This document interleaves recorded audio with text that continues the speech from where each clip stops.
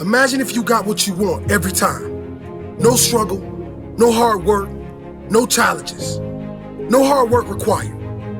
Some of you are saying that will be great. You would be weak. And then when something hard comes up in your life, you wouldn't know how to handle it because you have never gone through anything that strengthens you. You cannot grow without struggle. You cannot develop strength without resistance, without challenging yourself, without struggle. Pain is your friend. Maybe not in the moment, but for the evolution of your soul, for the long-term benefit of you as a stronger human being, pain is your friend. If you didn't have failures, if you didn't have struggles, if you didn't have disappointment, you could have no strength, no courage, no compassion. How could you? Those qualities are made from your pain and struggle. You are given pain because you are strong enough to handle it. You are given this life because you are strong enough to live it. Because you are strong enough to drive through it, to thrive through it, to inspire others through it. They will look to you and say, he did it, she did it. I have the strength to do it too. You are stronger than you think. You survived all your challenges to this point, and you will survive whatever is coming. But next time a struggle comes, I don't want you to curse the skies. Know that it was sent for a reason and a lesson. It might be to make you stronger. It might be to teach you patience. It might be for you to show others your spirit. There is a reason. So don't you give up. You have a purpose in this world, and you will only find it if you keep going and keep growing. Your struggle is your life. Your struggle is your gift. See, many people look at struggle like it's a bad thing. Your struggle will be the gift that the world falls in love with. Nobody wants to hear the story of the man that was given everything. People want to hear the stories of men and women that endured pain and turned their struggles into a gift. Do you want people just to feel sorry for you? Or you want people to look up to you? Do you want to be a legend? Because legends are born in the belly of struggle. Fear is only a fictional movie, but reality is a struggle. Reality is the struggle. So take the struggle and change your reality.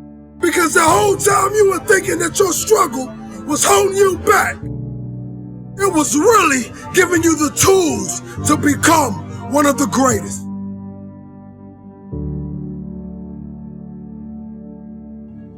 There are going to be times that you're going to just struggle and you're going to be tired and you're going to be weary and you're going to want to quit and you ain't going to have nothing left.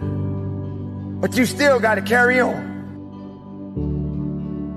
Live your life, ladies and gentlemen. Be excited about life. Regardless of the struggles, regardless of the circumstances, get excited about being above ground and not under it. Walk with your head up high and live your life. Bad things has to happen in our lives, ladies and gentlemen. We have to go through certain things, and this is what's going to make us better. This is what's going to make us stronger. But you got to claim what it is that you are seeking in your life. Everybody is never going to be where they want to be in life because sometimes they focus too much on the bad things and not claiming the good times. Not claiming, hey, no matter what struggle I go through, I am going to make it. Claim your victories.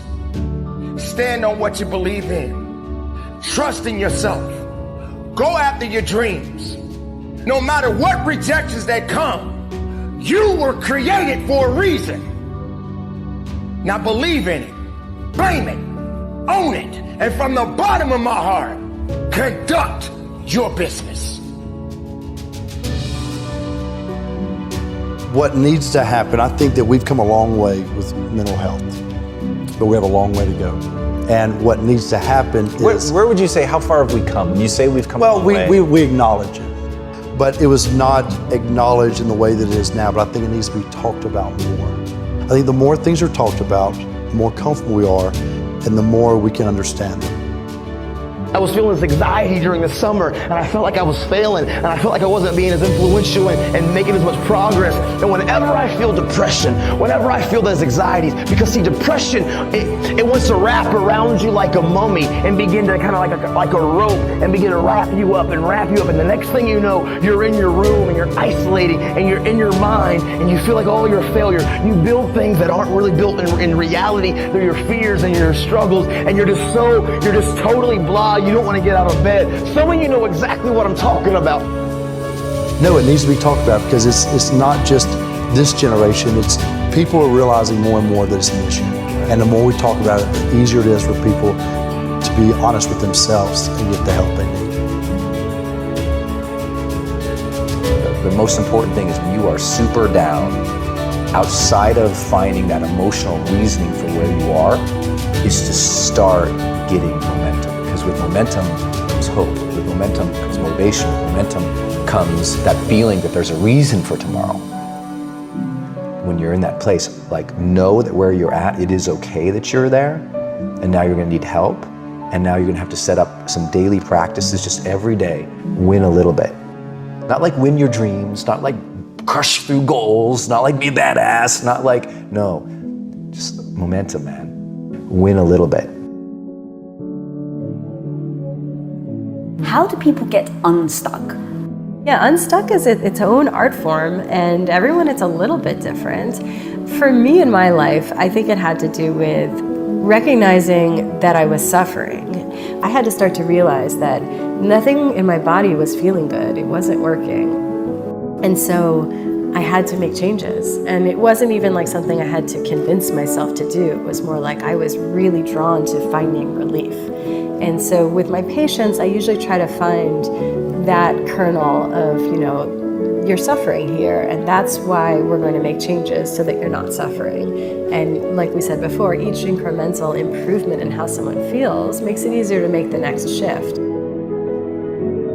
When you feel it, and maybe you're in the middle of it, and maybe it's uncomfortable, but when you feel that thing called depression, and when the collars are more bland and you don't want to get out of bed, you've got to roll out of bed, man, and you've got to make yourself go. Get out of the house. Go surround yourself with somebody. And I know you don't want to feel like it. I know you don't feel like it sometimes, man, but you got to. Don't, because if you don't, you isolate, you stay in your room, you start building all of these stories, and what happens is here's a principle of life, man. What you focus on, what you think about is always going to grow. Whatever you put your time and your attention into is always going to grow. And so when you're looking in your room and you're isolating and you're looking in the mirror in your room and you're isolating yourself, what you think of is going to grow. And so when you isolate yourself and you're kind of building these stories about your struggles and your hurts and your pains and your past, it just gets bigger and bigger and bigger. And you wonder why it seems like it's this giant that you can't slay, or this monster or this demon that you can't get rid of, because you're always focusing on it. I don't want to ever be flippant with the advice to people who are dealing with that situation outside of get some help, get some momentum, and be okay if that momentum is really small, because it will build. Trust that momentum builds, and trust that those gloomy and bad, dark days, trust that those are going to be there. They'll get less and less and less as you learn how to cope, but they're going to be there. And so when they're there, it's one of outside of teaching people to bring the joy in my life, I teach people to honor the struggle. Honor the difficulty. When we honor the struggle instead of hate the struggle, we can really achieve extraordinary things because our mindset's in the right place. As soon as you honor the struggle, you accept that, oh, of course, there should be struggle here. I should honor this process. When you go to the gym to work out, you honor that this is going to be hard, and honor that process of getting better. And the more that you bring honor to it, the more your psyche builds with strength, and you get a little bit of that esteem back.